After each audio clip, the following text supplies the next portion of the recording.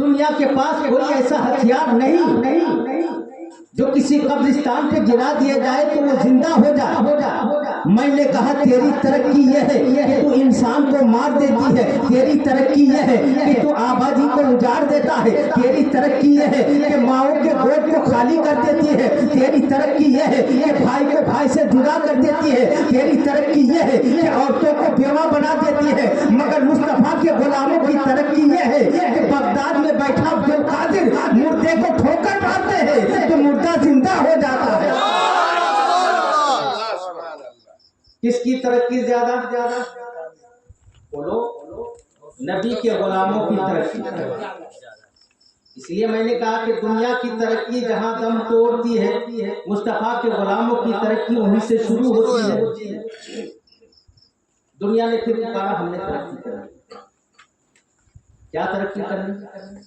دودھ کی ضرورت زیادہ اور پیداوار کم، تو ہم نے پاؤڈر نکالا۔ کیا نکالا؟ اب پاؤڈر کو پانی میں گھول کے دودھ بناتے ہیں، اس سے ضرورت پوری کرتے ہیں۔ یہ ان کی ترقی ہے۔ میں نے کہا یہ تیری ترقی ہے، مگر ترقی ڈپلیکیٹ ہے، ورجنل نہیں ہے، ڈپلیکیٹ ہے۔ عام مصطفیٰ کے غلاموں کی ترقی ہے۔ ذرا کہہ دو سبحان اللہ۔ ہندوستان کی سرزمین پر جب غریب نواز آئے تو دیکھا کہ یہاں کی زمین عجیب زمین ہے، ہر جگہ سجدہ مانگ رہی ہے۔ کوئی پیڑ کے سامنے جھکا ہے، کوئی سورج کو نمسکار کر رہا ہے، کوئی دریا کو پوج رہا ہے، کوئی آگ کو سجدہ کر رہا ہے، جگہ جگہ کوئی پتھر کو پوج رہا ہے، ہر جگہ سجدہ مانگ رہا ہے، اور یہاں کا انسان سب کے سامنے جھکا پڑا۔ غریب نواز آگے بڑھا، دیکھا کچھ لوگ ہیں جو پیتل کی گائے بنا لیے ہیں اور اسی کے سامنے ہاتھ جوڑ کے کھڑے ہیں۔ غریب نواز ٹھہر گئے، پوچھا اے پجاریو ذرا بتا تو کیا کر رہے ہیں؟ کہ ہم اس گائے کی پوجا کر رہے ہیں۔ غریب نواز نے کہا کہ بتا کہ تو صرف اس گائے کی پوجا کر رہا ہے یا یہ گائے تجھے دودھ بھی دیتی ہے؟ کیا کہا کہ تو لوگ صرف اس کی پوجا کرتے ہو یا یہ تجھے دودھ بھی دیتی ہے؟ پجاری نے کہا بابا ایسی بات کرتے ہو، یہ تو پیتل کی گائے ہے، اصلی گائے نہیں ہے، یہ دودھ کہاں سے دے گی؟ اب مصطفیٰ کے غلام کا پاور دے، مصطفیٰ کے غلام کی ترقی دے۔ جب کہا کہ یہ پیتل کی گائے یہ دودھ کہاں سے دے گی تو غریب نواز نے کہا اگر پیتل کی گائے دودھ دے دے تو، محبت سے اگر پیتل کی گائے دودھ دے دے تو پجاریوں نے کہا کہ پھر بابا تو جو کہے گا ہم وہی کریں گے، ہم وہی کریں گے۔ غریب نواز نے کہا شرط منظور، اگر پیتل کی گائے دودھ دے دیتی ہے تو مجھے حکومت نہیں چاہیے، مجھے دولت نہیں چاہیے، مجھے عزت نہیں چاہیے، مجھے اور کوئی دنیا کے خزانہ نہیں چاہیے، بس اتنا کرنا کہ اگر یہ پیتل کی گائے دودھ دے دے تو میرے نانا کا کلمہ پڑھ کے مسلمان ہو جائے۔ منظور ہوا۔ غریب نواز آگے بڑھے، کچھ پڑھ کے گائے کی کان میں دم کیا، دوسرے کان میں دم کیا۔ ادھر غریب نواز کا دم کرنا تھا، ادھر آسمان سے جنت کی دودھ کی نہریں اللہ نے اس گائے کے تھن میں جاری فرما دیا۔ اب دودھ نکل رہا ہے، ایک بالٹی لائی گئی بھر گئی، دوسری لائی گئی بھر گئی، تیسری لائی گئی بھر گئی، ایک ایک کر کے 7 بالٹیاں بھر گئی ہے۔ اور مگر کمال یہ ہوتا ہے اس دودھ کو جو بھی پیتا ہے نبی کا کلمہ پڑھ کے مسلمان ہو جاتا ہے۔ کس کی ترقی زیادہ؟ مصطفیٰ کے غلاموں کی ترقی۔ امریکہ پکارتا ہے ہم نے ترقی کرنی، کیا کیا؟ کمپیوٹر بنایا، ٹی وی بنایا، کیمرہ والا موبائل بنایا۔ اس کا کمال کیا ہے کہ دنیا کے کسی بھی کونے میں بیٹھ کر انسان اگر کچھ کہے تو دوسرے کونے سے انسان اسے سنتا بھی اور دیکھتا بھی ہے نا، سنتا بھی ہے دیکھتا بھی ہے۔ میں نے کہا یہ تیری ترقی ہے، جو آلہ کا محتاج ہے، جو مشین کا محتاج ہے۔ بتا کوئی ایسی مشین تم نے آج تک بنائی کہ اتنے دور کی نہیں، بازو میں سونے والا شخص سپنے میں کیا دیکھ رہا ہے اس کے برابر میں سونے والا اس کے سپنے کو جان جائے۔ کسی ایسی کوئی مشین ہے دنیا میں؟ نہیں ہے۔ آئیے محبت کی بات کرنے چلا ہوں، لاسٹ بات، بس لاسٹ بات، محبت کی بات کرنے چلا ہوں۔ حضرت علامہ بوصیری نبی کی نعت لکھتے ہیں، نبی کے عاشق ہیں۔ آپ لوگ نبی سے محبت کرتے ہیں؟ ادھر دھیان دیں، اس کو جو کرنا ہو کرنے دیں، ادھر دھیان دیں۔ نبی سے محبت کرتے ہیں؟ بس ایک ہی آدمی محبت کرتا ہے؟ میں سب سے پوچھ رہا ہوں کہ نبی سے محبت کرتے ہیں؟ اپنے محبوب کی بات مانتے ہیں؟ آقا فرماتے کہ نماز میری آنکھوں کی ٹھنڈک ہے۔ اگر آپ نبی سے محبت کرتے ہیں نا تو اپنے محبوب کی آنکھوں کو ٹھنڈک پہنچاتے ہیں، مگر آپ نماز نہیں پڑھتے۔ نبی سے محبت کیجئے، سچی محبت، ہر وقت نبی کی تعریف کیجئے، نعت پڑھیے۔ حضرت علامہ بوصیری نبی کی نعت پڑھتے ہیں، نعت لکھتے ہیں، نعت بناتے ہیں، نعت سنتے ہیں، سب کرتے ہیں۔ ایک وقت آیا کہ علامہ بیمار پڑ گئے، اور وہ بیماری بھی ایسی جسے ہم آپ اپنی زبان میں لقوا کہتے ہیں، لقوا۔ ہاتھ کام نہیں کرتا، پیر کام نہیں کرتا، پورا جسم ساکت ہے، بستر پہ پڑے، کچھ کام نہیں کرتا، زبان بھی بند ہے، صرف دماغ چلتا تھا، جسم کا کوئی حصہ کام نہیں کرتا۔ گھر والے علاج کراتے کراتے تھک گئے مگر ٹھیک نہ کر سکے۔ کافی عرصہ گزر جانے کے بعد علامہ کی آنکھوں میں آنسو آئے، بستر پہ لیٹے ہیں کہ کاش میرا ہاتھ چلتا تو میں اپنے نبی کی شان میں نعت لیتا، کاش میری زبان چلتی تو نبی کی شان میں نعت بولتا، مگر نہ میری زبان چلتی، نہ ہاتھ چلتا ہے، نہ پیر چلتا ہے، کچھ نہیں چلتا ہے۔ لیکن صرف پھر سوچا کہ دماغ تو چلتا ہے نا میرا، تو دماغ کو کیوں نہ کام پہ لگا؟ دیکھیے کیسا عاشق تھا، کیوں نہ دماغ کو کام پہ لگا لوں، دماغ ہی میں اپنے محبوب کی شان میں، اپنے نبی کی شان میں نعت جوڑ لوں۔ اپنے دماغ میں شعر جوڑنے لگے، ایک شعر ہوا، دو شعر ہوا، تین شعر ہوا، کرتے کرتے ایک لمبی نعت ہوئی۔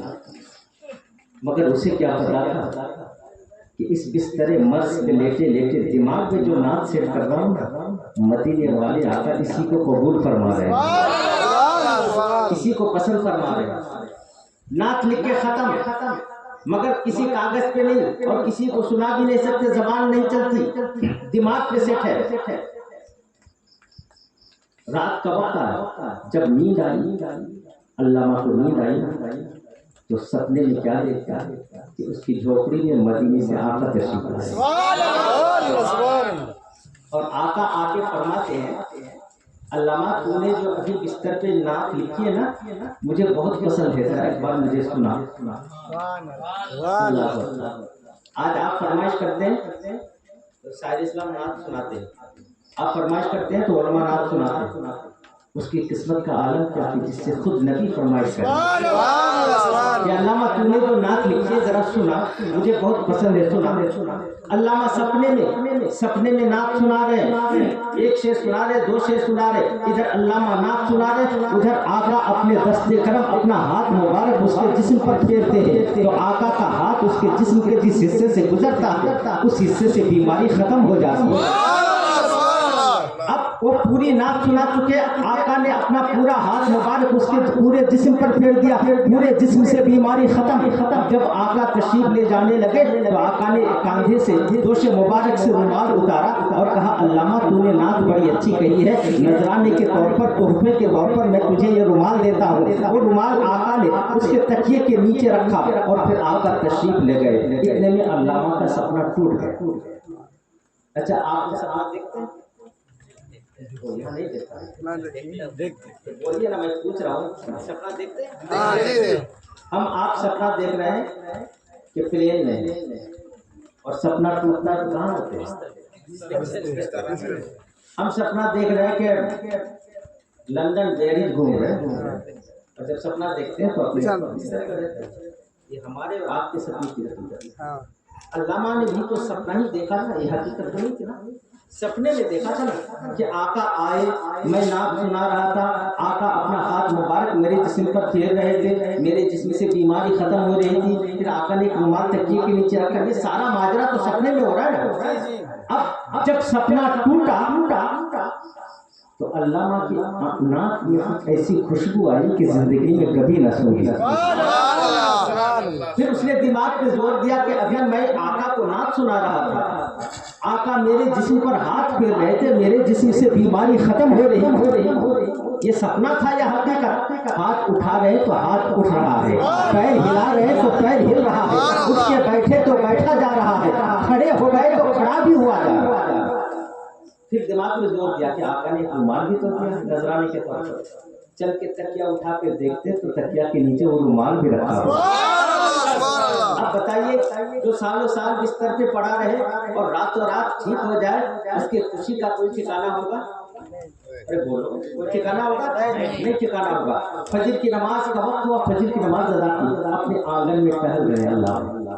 अब घर वाले जब बेदार हुए ना, और बेदार होने के बाद जब अल्लामा को देखा तो सब दंग रह गए। सबने पूछा, अरे ये क्या मामला हो गया? साल भर तेरा इलाज कराते थक गया, तुझे ठीक ना कर सका, ये रातों रात कौन डॉक्टर आ गया जो तुझे ठीक करके चला गया? अल्लामा ने कहा, कोई डॉक्टर नहीं थे, बल्कि मदीने से मदनी ताजदार आए थे जो मुझे रातों रात ठीक करके चले गए। घर वालों ने कहा, मामला तो बता, माजरा तो पूरा सुना। कहा कि ठीक है, तुमके घर वाले हो, तुम्हें सुना देंगे, पहले हम अपने दोस्तों को बता के आते हैं। अल्लामा घर से निकलते हैं और घर से निकलकर अपने दोस्तों के पास जा रहे हैं। होता है ना, जब कोई खुशी मिलती है तो दिल करता है कि पहले अपने दोस्तों को बताओ।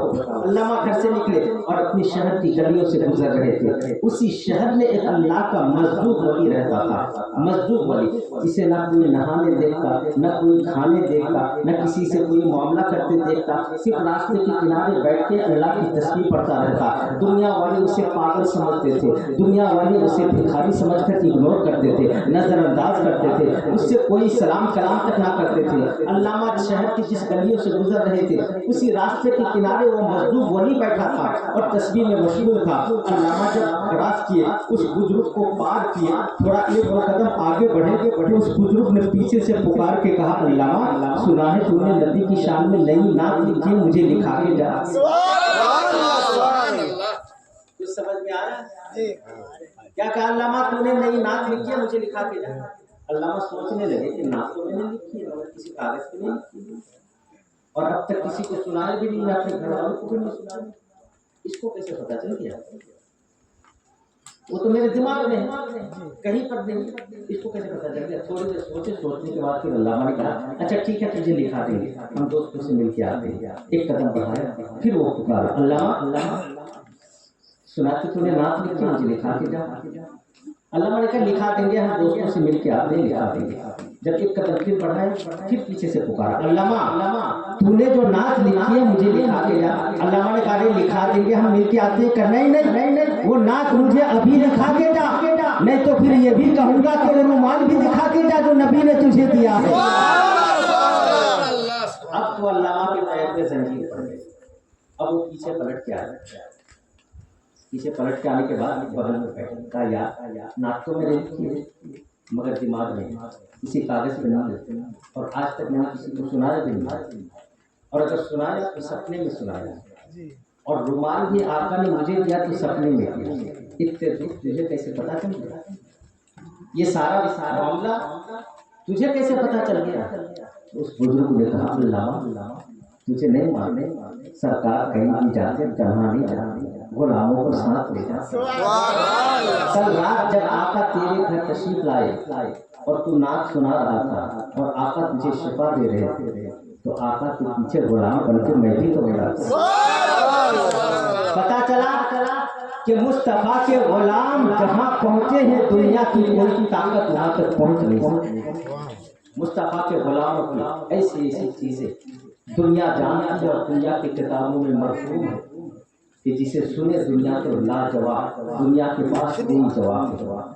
हर रिकॉर्ड टूटता है मगर नबी के गुलाम ने वो रिकॉर्ड कायम किया है, आज तक न टूटा न सुबह क़यामत तक टूटेगा।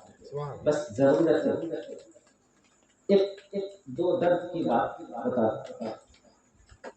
آج حالات کیا ہے؟ آج پورے محلے میں سروے کر لیجیے، ہر گاؤں ہر گھر جا، ہر گھر صاحب گھر سے پوچھیے کہ سکون ہے، گھر میں اطمینان ہے، تو ہر گھر والا جواب دے گا کہ سکون نہیں، اطمینان نہیں۔ پہلے گھاس پھوس کے مکان میں رہتے تھے، ٹوٹی ٹوٹی چارپائی پہ سوتے تھے، نہ جانے کیا کھاتے تھے کیا نہیں کھاتے تھے، مگر گھر میں سکون تھا۔ آج بلڈنگ بن گئے، ٹائلس بچھا لیے، سب سے قیمتی چارپائی، سب سے قیمتی گدا، سب سے قیمتی چادر، سب سے نرم تکیا، سب کچھ ہے ہمارے یہاں، مگر دل میں سکون نہیں۔ کسی گھر میں کسی شخص کے اندر سکون نہیں، باپ بیٹا میں الجھن، شوہر بیوی میں لفڑ، ماں بیٹی میں جھگڑے، ہر طرح سے لوگ بکھرے پڑے ہیں، الجھے پڑے ہیں۔ وجہ کیا ہے؟ وجہ صرف اور صرف یہ ہے کہ دنیا کی قیمتی سے قیمتی سامان ہمارے گھر میں تو ہے، مگر ہمارے گھر میں اگر نہیں ہے تو اسلامی قاعدہ نہیں، اسلامی قانون، اسلامی کلچر نہیں ہے۔ آپ جن کے سینے میں قرآن اور حدیث کا علم ہے، آپ سروے کر دیجیے پورے ہندوستان میں، پورے بنگال میں، کہ جن کے سینے میں قرآن اور حدیث کا علم ہے